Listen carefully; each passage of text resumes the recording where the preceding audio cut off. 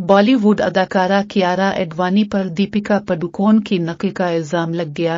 Social media पर उन्हें दीपिका और आलिया भट्ट का मिक्सचर करार दे दिया। गुज़िश्ता शब कियारा एडवानी सुर्ख स्टाइलिश लिबास ज़ेब तन किए मुंबई में एक लग्जरी ब्यूटी ब्रांड के फ्लैगशिप स्टोर की लॉन्चिंग में शरीक थी, जहां इनके साथ करीना कपूर और शाहरुख खान की बेटी सुहाना खान भी मौजूद थी।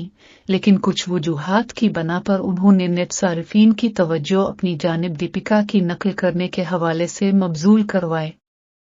गो कि वो इस मौके पर काफी अच्छी नजर आ रही थी।